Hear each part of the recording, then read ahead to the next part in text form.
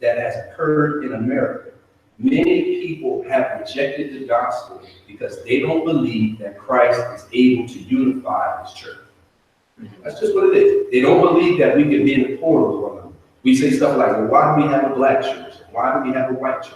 And I would argue it's because we are not biblically exercising Christianity, but rather we elevate our culture oftentimes more than we ultimately portray Christ and live out Christ. So this is specifically seen. Well, I'll start with my African American context. Oftentimes in our African American context, we mix culture with Christianity. In this, and I'll give you an example.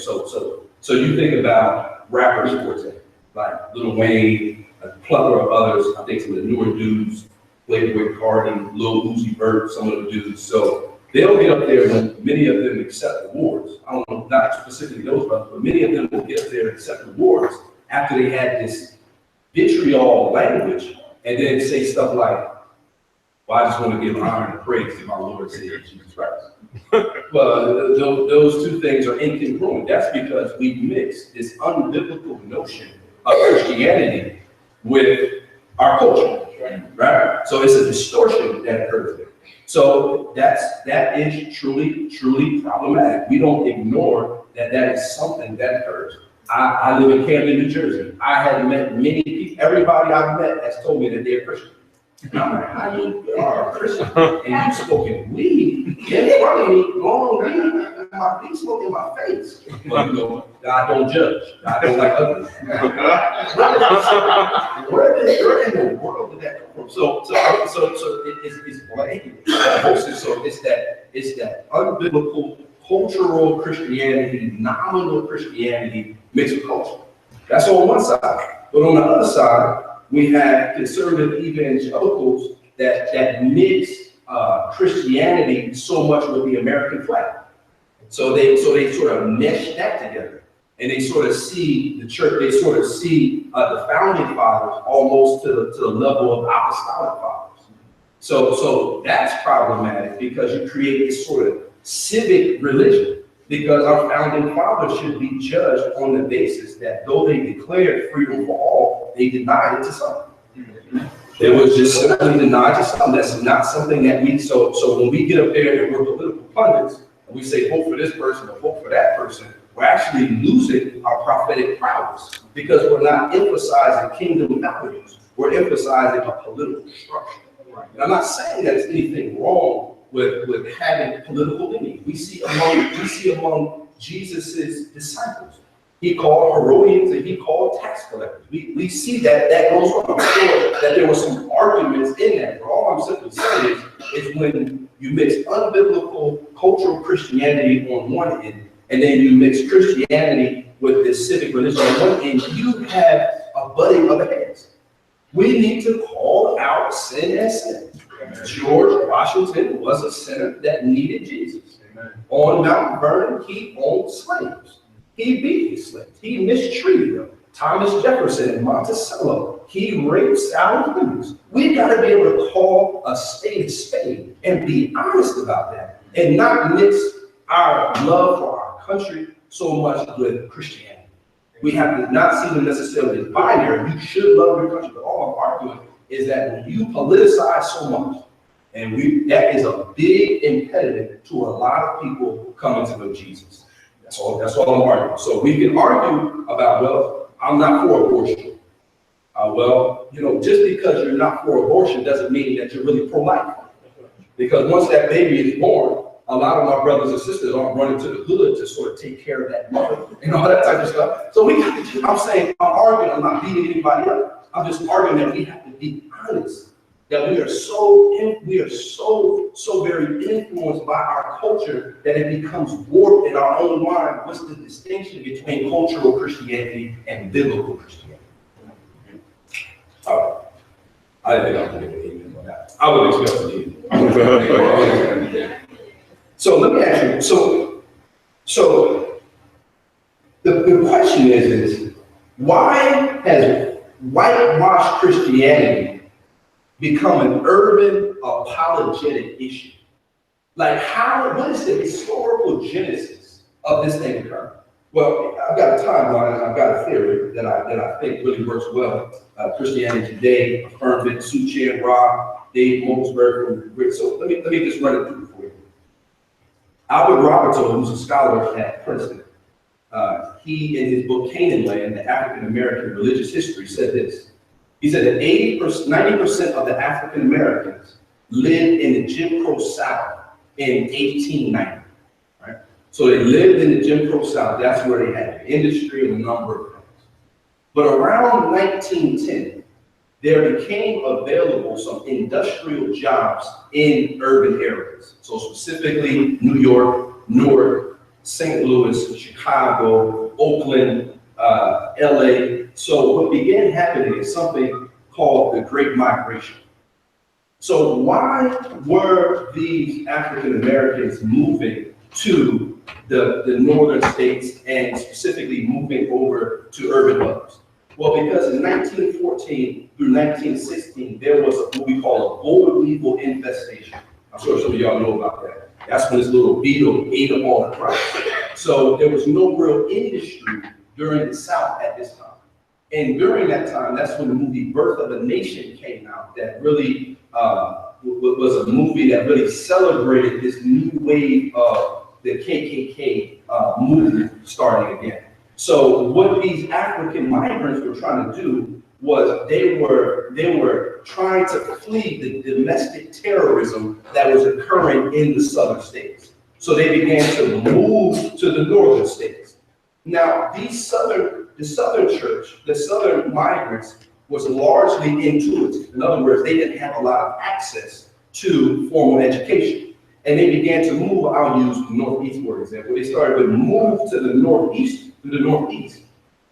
And they noticed that the cultural landscape in the North was much different than it was in the South. We noticed additionally that many of the churches that were addressing the need, specifically the Black Baptist churches, that were the Black churches that were addressing the need of after these new migrating African Americans, they were at capacity. We see the Abyssinia church in Brooklyn, in Harlem, specifically, they were struggling, they were at capacity.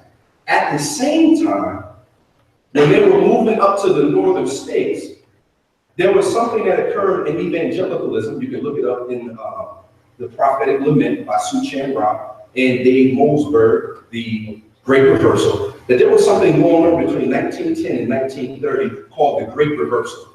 That's when evangelicals became less concerned with social issues and more concerned with individualism. So as these migrants began to move to the southern states, it didn't exemplify the city on a hill that they thought it once did. So then what many conservative white evangelicals did is they fled to the suburbs, leaving the city, leaving the ethnic minorities in the city. And you know, during that time, there was something called racial steering. There was racial covenants. There were a number of things where African Americans couldn't even, right around 1930, 1932. There was a lot, African Americans did not have access to buy even in those areas. So when they were being exposed to all of these religious preferences, at the same time, whites were fleeing the city. Rather than provide, that's when they became acquainted with Black Jews, Black charismatics, Black spiritualists, Black Catholics, and a host of other things. The churches were struggling to supply the needs. So what happened is when we couldn't depend on conservative evangelicals to help in this time, they moved to the suburbs, became very focused and concerned with liberalism, and then we didn't have a lot of contextualized resources that the churches could have worked on together. So now you have this boom of urban religious syncretism, urban mismatched theology, and sort of urban Black spiritualism that doesn't match Christianity at all. I know that was a lot. But what I'm saying is, the urban catastrophe, the urban context that we have now, with a whole bunch of these different urban folk religions that have developed, falls on the shoulder of us as the American church. Because rather than dealing with these issues as a church and sharing our resources, we became separated because of race, class, ethnicity, and comfort within our own culture. That's what happened. That's just the God's honest truth. There was a time in which we could address these difficult racial issues in our nation, especially the church being on the forefront of it. It did not happen. Now, I'm not suggesting here that African Americans, or many of the African Americans that moved their way should have chosen these other faiths. I'm not saying that. I'm saying that we didn't work together to put together contextualized resources that address this ugliness that we have in our inner city. So now we have to have conferences like the One True Conference and a myriad of others to address these issues, because even though it could have been dealt with earlier in the 20th century. So that's what I'm arguing. So the great reversal is occurring. There's a fleeing to the suburbs. There's less concern with social issues. And during that time, that's when the African-American migrants moved up to the northern in a different state. So you have a layering that's going on. And rather than us taking advantage of this head on, we decided that someone decided to move to the suburbs, not to be concerned about the issues of ethnic minorities, specifically in the inner city. So this is what we look at. So this is what I would call, there was an urban catastrophe that was going on, and it falls in our lap. We sinned, we erred, we should have addressed that. We did not. We just did not. So that's the historical backdrop. But somebody said, well, I don't feel comfortable with those terms. I think you go to the next slide. I don't feel comfortable with those terms. Can you give me an example? Well, let me give you an example. There is a conservative privilege that occurs in white evangelicals, right? I want to explain. Conservative evangelicals tend to be more informed about the contributions of Europeans to Christianity and less familiar with that of ethnic minorities. That's a sense of privilege. Now, privilege doesn't necessarily mean that you made it in the life that you have because of your skin color, but there's some unmerited favor that's given to you based upon skin color. So one of the examples is that we are largely, as a church, this is an apologetic issue, we are largely unaware of any involvement in history of the church outside of what happened in Europe. And as one commentator notes, when we look at college books, theological resources from one ethnic group, some say like this. So when we look at resources, books from one specific ethnic group, what we do is begin to form cultural blind spots. That's not a white or black thing, that's something that really happens. When you only listen to voices that mirror the color of your skin, you develop blind spots and begin to believe, and it can lead you to believe that your history is the only one to grapple with. When in fact we should grapple with a multiplicity of histories if we truly want to see a multi-ethnic church and if we want to address racial issues in the church. So in many ways, we become conservative evangelicals. Sometimes we become socialized into this sort of passive racism that believe that theology and history those are the only things that Europeans have contributed to, and not African American or African people. All right. So you look at it. So let me just give you a little bit of a survey to just let you know that we need to grapple with multiple histories. We need to grapple with a ton of them, and it's dependent upon us to do so. So by the end of the 2nd century, North Africa was thoroughly Christianized. So according to scholars, it spread more quickly in that part of the world than any other, right? So through African Christianity, it found one of its best, most surest homes in Northern Africa. But because of the intellectual needs of Alexandria, the intellectual needs to interpret the text, what was started was a school in Alexandria. There were others in Carthage, there were Antioch, a ton of them. So Egyptian scholars were translated the New Testament into the local Coptic language, at least from the early 3rd century. Here's a little map. I don't know if you can see everything on there. At the bottom, that's Alexandria, which was started by John Mark. We have Carthage, which were a number of them. Antioch, Caesarea, which we consider the Canaan land, Palestine, and all that type of stuff. You can go to the next one. So let's just talk about the history that occurred in North Africa, specifically in Alexandria. So some credit Mark, who became a missionary to India, but it was more likely that Pantius was the one that founded this school. And after him, there was a gentleman named Clement of Alexandria. He had the distinction of being the church's first, he had the distinction of really making Christianity intellectually and philosophically respectable around the world. And then after him, he wrote the Didache. And after him, there was a man who was born in Carthage, right in Tunisia, right in that area. His name was Origen. These are all African church fathers. Origen followed him and was easily one of the most influential theologians of his time. It was said that he studied theology for hours a day and that he was skilled in Platonic theory. We go to the next one. Origen was born in Alexandria, and what he did was he contributed over 2,000 treatises to Christian learning. And he did most of that through his homilies, sermons, and he did a number of that through commentaries. And he paved the way in the Alexandria school for the allegorical interpretation that was at odds with the Antioch school, Eusebius, Ignatius, and people like that. And then followed after him was another African father named Didymus the Blind.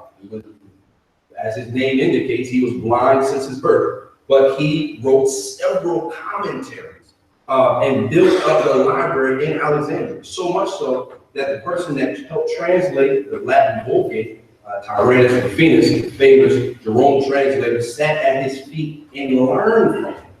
All right? That's important. Now go to the next one. Here's why I mentioned Origen specifically.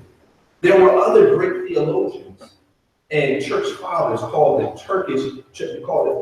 church fathers named Basil, Gregory of Nazianzus, and Gregory of Nyssa.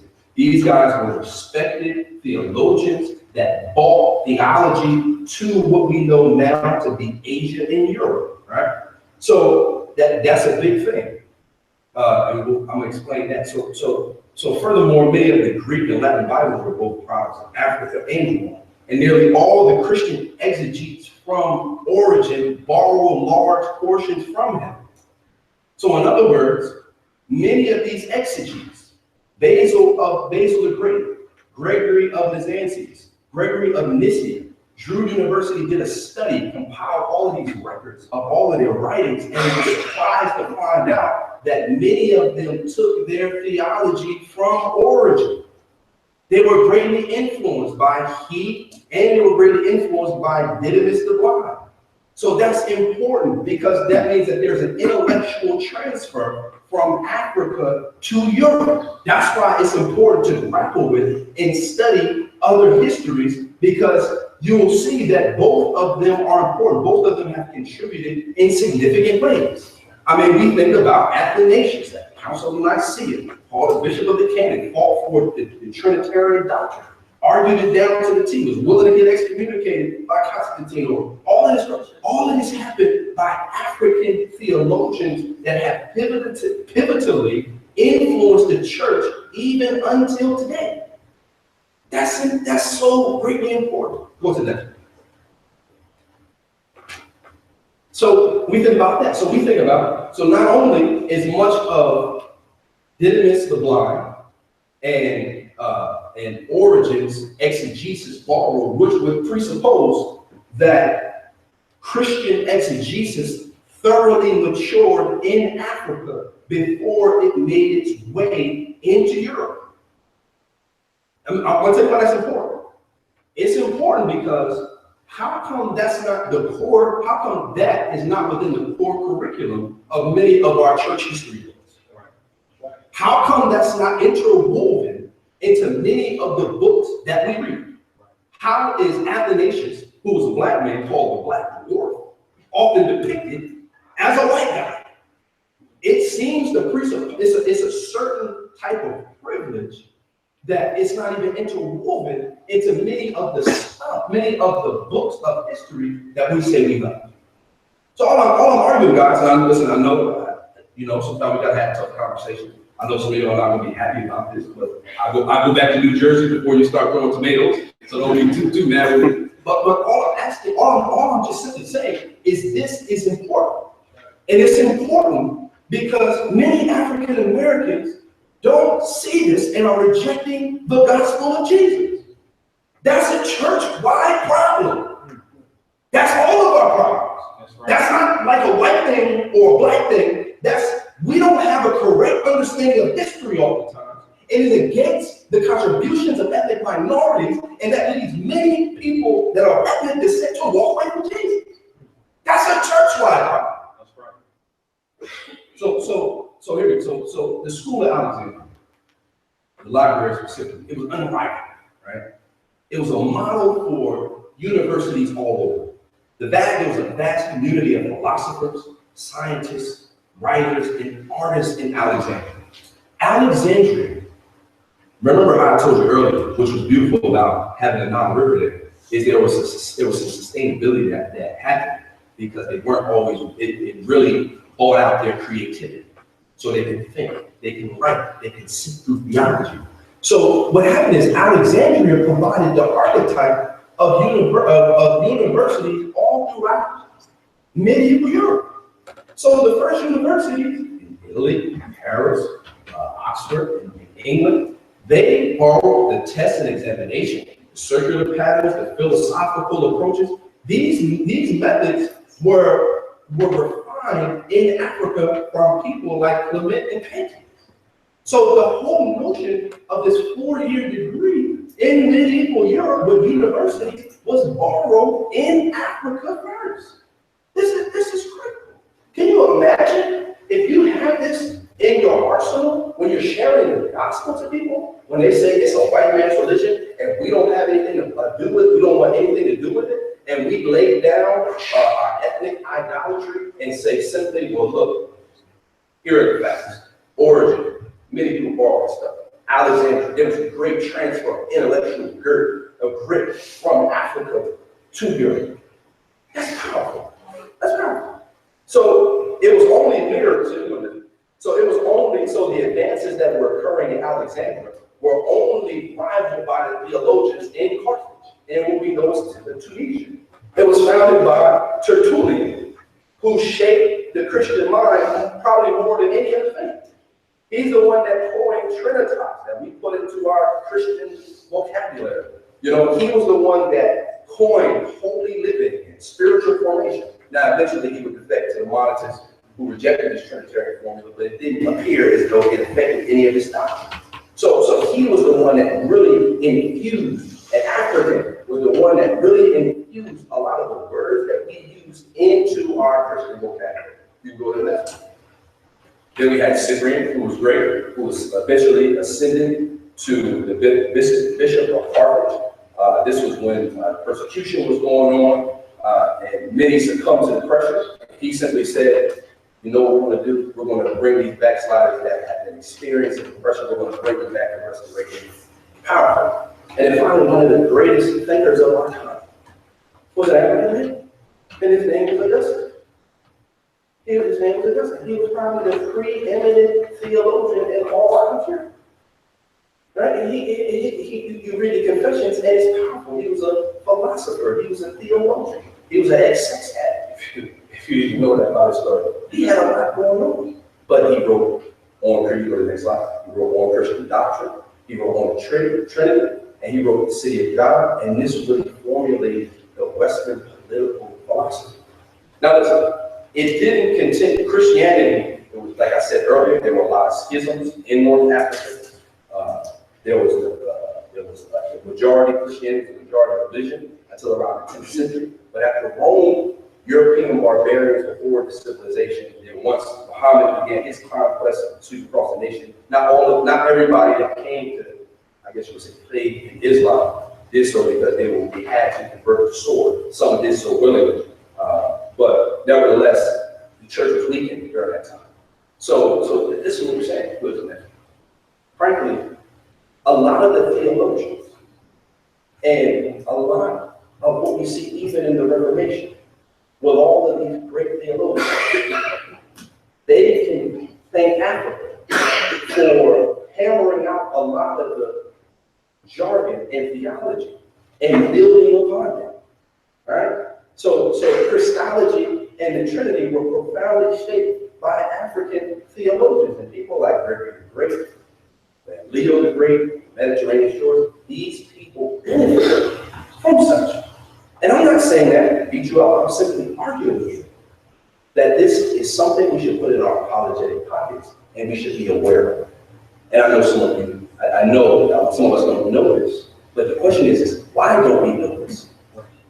Why isn't this information readily available? Why don't you know that origin, many stuff, but many doctrines of origin were borrowed, even by people that rejected portions of it? And you think about monasticism, it found a shore home in Egypt. Those are all important points. So you go there. So in any case, there was a significant transfer of intellectual strength, of creativity from Africa to Europe in academia. We saw that at the universities. In exegesis, because they were born from origin. We see that in dogmatics, ecumenicism, y'all help me, come on, Jesus. Monasticism, philosophy, and other dialects. This is uber important, and it's an apologetic issue. Let's go to the next one. Now here's the thing. This is what makes me sad. It's still occurring in our schools. It's still occurring in many of our Bible colleges and our seminaries. Even some of us have fallen into this sort of passive bias, right? So you think about it like this: many ethnic minorities, many conservative evangelical whites, they know about the apostolic fathers. They know about the Ante-Nicene writers. They know about the medieval church, Practicism, Reformation, but they have no working knowledge of the history of Christianity in Africa, in Nubia, and Abyssinia, in Africa. They don't know anything about the contribution of the African American church. They don't know about the role that the African American church played in Reconstruction, in the Great Migration, in the Civil Rights Movement, or how Christians have sought to argue with Black nationalists. They don't know any of this. Or have read any books by any contemporary, specifically African American authors, outside of Tony Carter and the That's true. That's just true. Matter of fact, I don't make it like that, but listen. What's even more learning is there's many people in Reformed circles who will not listen to sermons by Black pastors unless they receive a stamp of approval by conservative evangelicals. Unless they blog for TGC. Unless they've spoken that Together for the Gospel and Lincoln Duncan firms, or D.A. Carson, or Piper, any of those. They won't listen to them. I think about somebody that's been preaching the gospel for years and years, like H.B. Charles. He's been preaching the gospel since he was 19 in LA. And now, because he's friends with John MacArthur, now he's catapulted into conservative evangelicalism like he's a new phenomenon. He's not. He's been preaching the Bible. You think about Charlie Davis, who has been preaching the Bible since he was at Salem and before that. And we only know about him because he preached that song and invited to the Cut It Straight conference. These people have been preaching Jesus for quite some time. And what's sad is we will not even engage oftentimes unless they got a stamp of approval by some white evangelical. That's just sanity. That's sanity. You think about church planters. Church planting, when an ethnic minority wants to plant in an inner city, take any inner city, we have to go raise money at predominantly white organizations. So that means that my livelihood is based upon how well I have learned Eurocentric history. Have I read, specifically dominated by white intellectuals? Have I read theology by all of these whites? But yet, on the other hand, whites have the privilege of not engaging with my history at all. Don't know about any of my theologians. And then on top of that, we'll throw grenades into the inner city and say that they don't preach the gospel, but won't plant no churches there. Mm-hmm. That's just the reality of what's going on. So I'm saying, guys, in contrast, your livelihood It's like you go to business. Yeah. My livelihood is dependent upon, if I'm going to reach ethnic minorities in impoverished areas like Kenya, which is one of the most poor areas in the world, I have to know everything about how white theologians have influenced Christianity, but yet the people that I'm getting money from don't know anything about my history. That's just the truth. That's just the truth. There's a lot of us have never read the Black literature because it's not interwoven into the majority. It's not interwoven into history, into regular history. It's always independent. You say, well, we have Black history. Never read no intellectual fault. Or even if we find out that many of these guys are African, we sort of put them up as white guys on purpose. No Black art, music, Black history, no theology written by blacks. That's what I'm saying. That is an issue that we have to come to crucible. But I tell you this, in Christ, this can be rectified. Amen. In Christ, this can be rectified. We can have conversations about race, and we don't need to have a police shooting to do it. Amen. Amen. That's good. We can talk about race without Donald Trump in office. And we should do this. And we should grapple with others. I don't mind reading John Piper. Let the nations be glad, baby. You know what I'm saying? Well, come on, 50 reasons why Jesus had to die. Amen. You know what I'm saying? I'll just rename it and use it as another sermon. But I'm saying, but I'm just saying, can we read some other voices? Can we read a multiplicity of voices? Can we read a Sue Chan Brown? Can we read a Doug Logan? An Eric Mason, who wrote biblical books? You gotta lean back and we read a Chris Brooks. That's all I'm arguing here. Go to the next slide. You know why I do it? Because Black faith and Black tradition are rarely looked at as worthy sources for learning about how to practice spiritual disciplines and by daily discipleship and share the Christian community. We ask questions like, well, why do we have a Black church? What's the point of a Black church? Why don't we don't need a Black church, we don't need a white church? Well, when there's been disenfranchisement historically, when African Americans have not had their Imago Dei affirmed and haven't had access to certain things that our white counterparts have had. The Black church is necessary because it has helped deal with untold multi-generational psychological and emotional trauma. That's what it's done. Good one. Yeah. So though racial tension in this country has reached a fever distress, even now, it would be even worse without the historic Black church.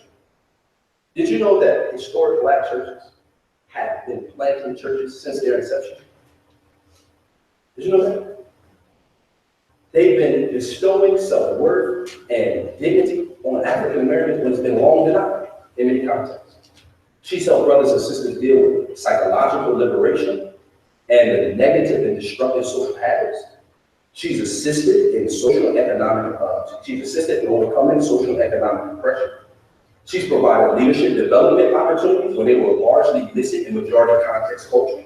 She's provided a family structure. She's provided opportunities for social networking and businesses within the community.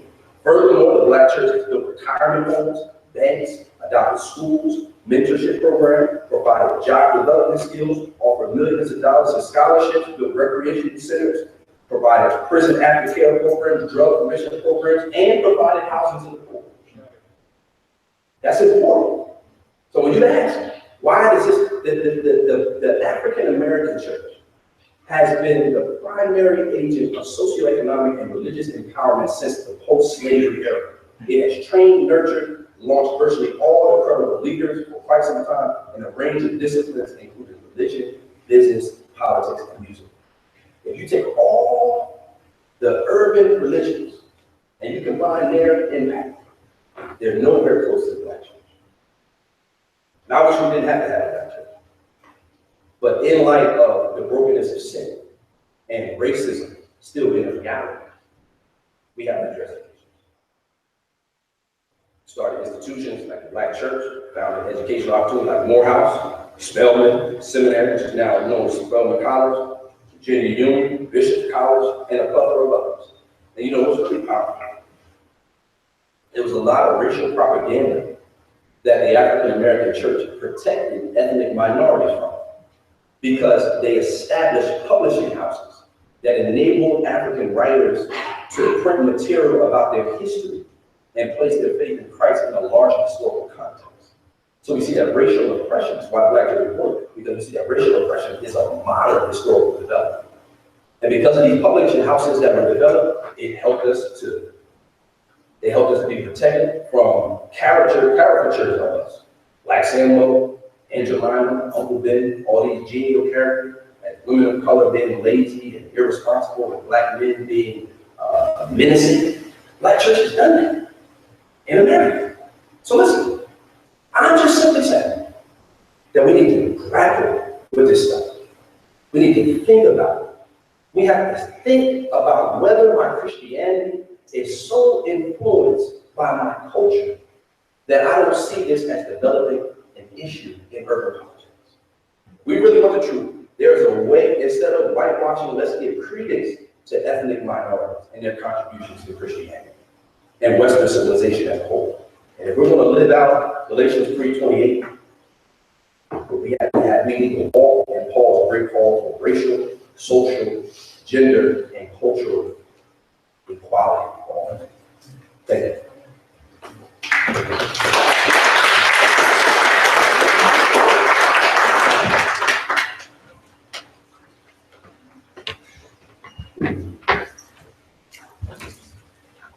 I'm pretty sure we're going to have a whole lot of questions after that session. So if you have them written out, let me collect them and we can.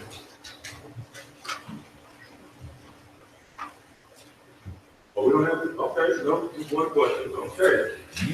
Everybody's soaking it in right now, I guess, maybe. Okay, one more. All right, we'll go with the first one, they'll probably keep coming. It's two questions. Where do you find your literature? Number one.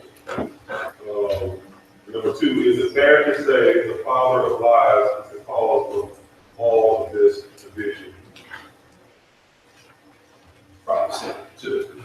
Can make sin, and I'm full of the flesh and sarcasm. You can't deny that. As far as literature, I read a lot of books.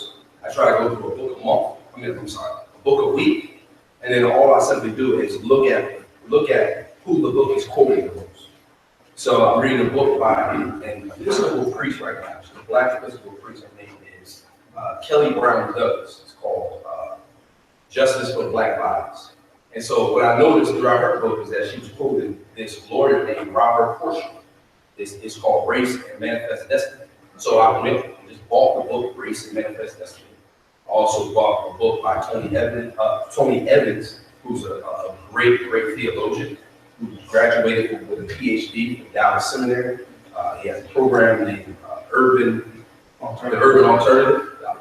Y'all know about Tony. There was some apostolic succession. Technically, Tony is my great grandfather because Tony, he discipled Pastor E, Pastor E discipled Pastor Doug, Pastor Doug discipled me. So I can trace my lineage. Like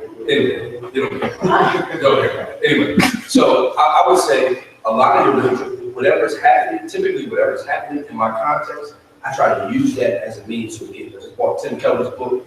I just read it actually, Making Sense of God, which is a great book. Rabbi Zacharias, Secular Jesus Among Secular Gods, which is a great book. So I try to read diversity, not only on race, politics, immigration, but I'm trying to get into a plethora of other type of books. So I would say read broadly and read quickly.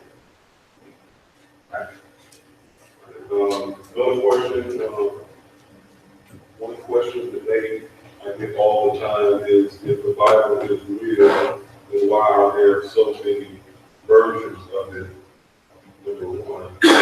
And number two, how can you prove that anything that is written in the Bible is true when the only evidence is rewritten and decipher differently over time and versions? Well, you have to show me that has been. Are they Hebrew and Greek scholars that say that it was over time in the story? But I want to refer my brother Luke on that. Since he's a scholar in that area specifically, I'm sure he'll be able to give a really robust answer on biblical translation. Another question is there info/resources of good theology from Native American and Asian scholars? That's a good question. That's a good question. I'm still working in that area. I'm sure some other brothers have read some stuff in that, but I really need to grapple with that specifically. I have really been reading a lot of Suchet Robinson. He has pivoted, he actually changed my paradigm of how I understand race, justice, specifically greater evangelicalism, lament, prophetic lament, which is a commentary on lamentation, which is very, very helpful. And I'm willing to explore. I need to find some resources on some stuff, but I think we should be diverse. We should be broad. So, yes, I mean, I read naturally read a lot of theology from different places. Bob Burkhoff, some of my influences, Wayne Brewer, naturally, Piper, I love him. Tony Evans, Pastor Doug, been big influences theologically. So I think we need to read a plot of things. What is the solution to the problem that you kind of mentioned as far as? Well, here's what I would say. I would say that we can't simply listen to voices from one ethnic group. You have to be influenced by the group. Let me give you an example. When you would adopt a child, at some point, BCQB, I don't know how it works now, but they would do the marble test. They would have a number of marbles that correspond to skin color, and they would actually drop the color of the marble into the bowl that has influenced you the most. So they would say, what are some of your favorite TV shows? You drop marble in there that corresponds. They say, what are some magazines that you read? Drop those that respond. What are some of the movies that you watch? Drop those responses.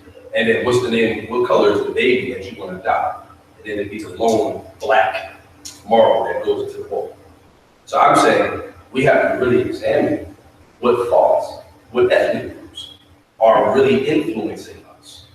Because usually we'll be skewed to people that look like us.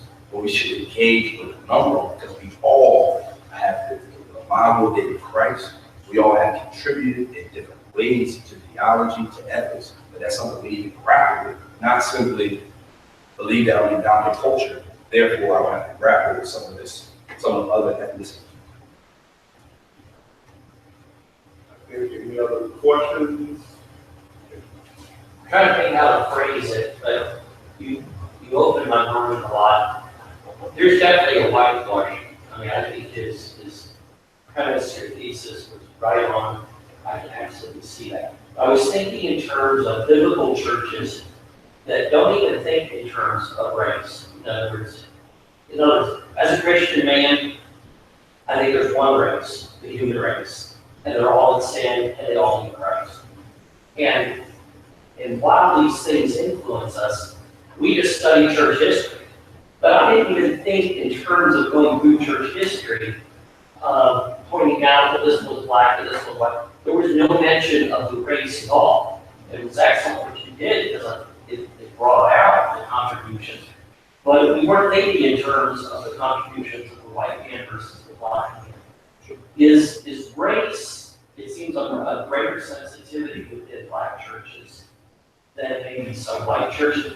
Is our blindness, you think, that we as whites have? Or I say blindness or just overlooking this together? You know, and I just think really thought like this. No, that's great. That's one thing. I'll step outside of bounds a little bit, and somebody will like it, they can make a course correction. But if you're black in America, you have to think about being black in America every day. Because in some way you're minded. If you're white in America, you don't have to. The same self-consciousness and awareness is not forced upon you. And it's hard to understand that without being in the shoes So it sounds too other. But that's where we sit down and just do what we're doing now. We open our ears and kind of say, let me hear you out and learn from this sort of experiential wisdom. And so I think that's one aspect to that. So like a more sensitive, or however you want to term it, I would say yes because of that. But that doesn't mean that those ships are wrong and out of priority. It means maybe the priorities need to get aligned. And so all of a sudden we're like, you over here, let me hear you. You over here, let me hear you. Now how can we work together to fix this, to solve it, to make it different, to change it? And urban apologetics, black apologetics, whatever the terms should never just be one sort of segment of the church's field or concern. And if you do theological education, you get apologetics, and you're so-called minority, you by default learn sort of the standard issues. Like you maybe even in the inner city, you've never met a Mormon in your life. You end up learning about Mormonism. There's nothing wrong with that, but you don't know them, but you don't get to hear anything about the Kemetic, Nation of Islam, any of these others that are pressing on you, and then you try to share the gospel. So it's just a matter of saying, okay, let's find out what experiences and find out how to link up. So I would say yes to the last part of your question, but I think give us some context. Yeah, I think that was good. I mean, this was excellent. I want to take it back and show the church and say, hey, you know, maybe you are church history, you're something we didn't consider.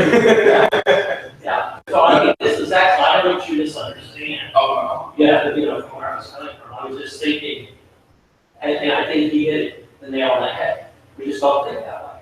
Right. You know, it's because I don't have to be forced to think that way. Other than the context, but it's never crossed my mind. You know, I don't have to see race. It's not a big deal. I mean, black, white, yellow, green. You know, it's immaterial. So this is helpful, immensely helpful in understanding how to do this and know where others are coming from. I think it's tremendously beneficial. no, that's helpful. I mean, there's not a time in which, there may be, but unless we're in the majority, unless we're amongst a majority group of other minorities, that we're not cognizant of our race. You know, I mean, you look at the depictions on television, for example. It's mostly white movie stars. And now that there's, you got your Denzels, you got your City 48, you got these guys, but I'm saying you see consistently that white faces are put in front of us. You see white theologians that are put in front of us on a consistent basis. So it makes it appear as though African Americans who have been in a place where they've experienced systemic racism from the time we arrived in 1690, as though we don't measure up. And that is the problem. So I always think about my race. I'm always, when I get in the car, and we can talk about it recently. I'm just saying, I'm very cognizant of my race. And that there's always been stereotypes of African American men specifically being menacing or dangerous. Some people who don't like this word, but I think it's fair, it's implicit bias. You know, if you look at that, we have this subconscious idea about biasness toward African Americans. So that makes me, so African American are very cognizant of that. And I know that can be eye-opening to many of us, but that is something that occurs, especially in our churches. So that's why we're not trying to make it some white-black dichotomy type issue, but rather we're trying to illustrate that there's some real issues that occur in our communities that our brothers, our white brothers and sisters are largely aware of. If I can say a comment, I think it's also important to recognize that because of the way social history has happened in America, it seems like African Americans, we think as a group, or we're treated as a group. So as an example, I was a blossom major, and I remember being in class, and there was one other black guy in class, one of the black students, we were the only black people in class. He said something, it was absolutely stupid. And I got embarrassed. I didn't say nothing stupid.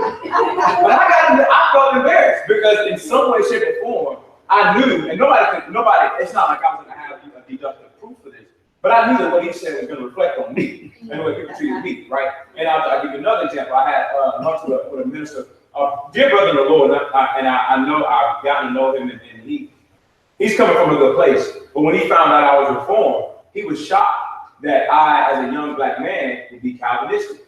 Now, I told him the ironic thing is that I'm shocked when I meet anybody who's Calvinistic because that's just not, it's not as though Reformed theology, big God theology is foreign in black churches. No, it's foreign everywhere. But because we have MacArthur, and Dever, and Chandler, and Piper, it doesn't seem like it's as alien. So much so that when people think of black church, they think of emotionalism and they think prosperity gospel and liberation theology. When that same type of thing is in the white church, it just looks different.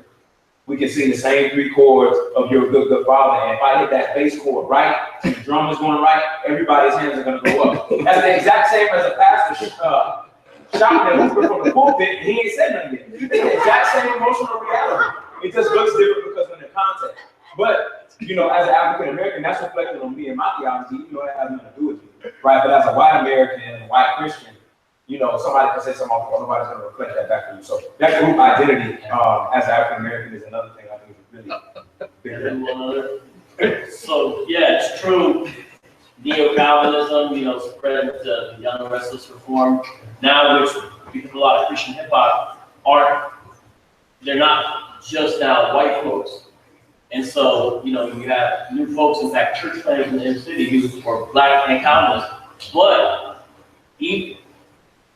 even though you might not see all these black Calvinists throughout history, and by the way, there are some, you know, Haynes, there's ones you can name, and that's really what they were. But the big ideas of Reformed theology are present, especially in the black church. So, things about the spirituals. What is the emphasis there? God's power acting on a helpless people's behalf to redeem them from a situation from which they cannot save themselves from. You see what I'm saying there? Not only that, just think about, he's got the whole world in his hands. That's spiritual. It's not a kid song. It's not a kid song. It's spiritual, originally. It's not that. That's Reformed theology. Who's got the whole world in his hands, right? And if you look at a people group in America that have faced all kinds of stuff, that had to constantly ask the question of theodicy, meaning why God, the answer is everywhere present in theology, although maybe someone didn't know to say this is Calvinism or whatever, because they're simply drawing it from the narrative of the Bible, especially the Old Testament. So you see big God, big answers, big rescue, big need, big problem, big deliverance, all throughout the theology of the black church historically. And things really, in a lot of ways in the modern church, have just kind of got worse recently. So you ask a lot of folks, name a black pastor, they say Creflo Dollar. That's a misrepresentation of what's really happened in the past couple hundred years. And we'll never know the slave thing who wrote songs such and such, but his theology showed up. And so it's not as big a stretch as sometimes we might think. One last question, I guess we're over time, but one last question. I think we talked about the multi-ethnic congregations, that the goal is assimilation or integration. I think one of the things that we talked about, we've been just sharing a difference, even when we picked up the hymnal tonight. And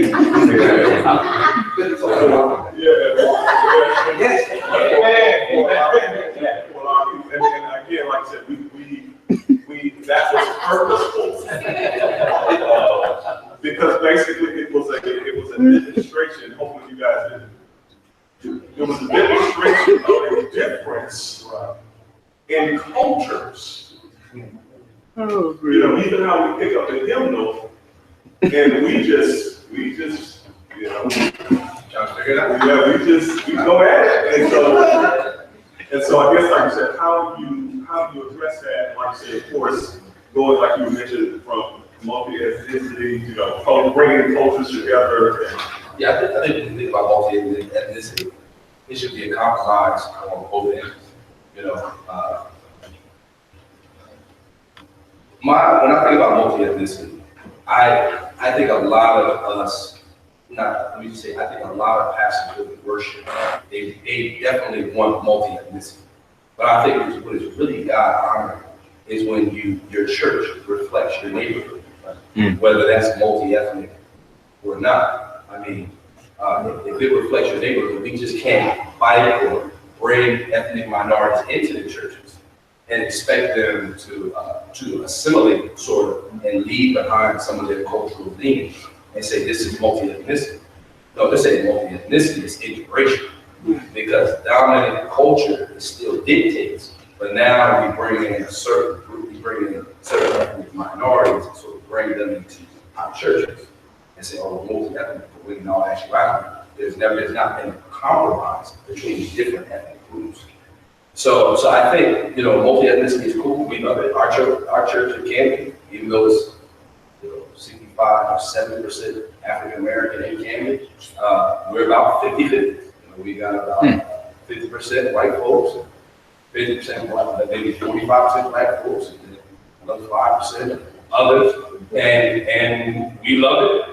We say hallelujah. We try to go after our specific demographic, and then other brothers and sisters of other ethnicities come. Well, come on in here and let's worship together. But I think even so, when dominant culture moves into ethnic churches, we should be very sensitive to the needs of people in the inner city.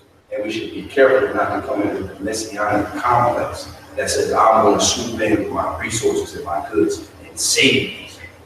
No, we work together with the indigenous leadership. That's honor in that city, in the relationship between ethnically divergent or volatile or ethnically that had volatile relationships. So I love multi-ethnicity, that's cool. But I think the Lord is really honored your church looks like your neighborhood, your city, your town. I think that is what we really should. Well, as we close it out for tonight, we thank Pastor Ernest.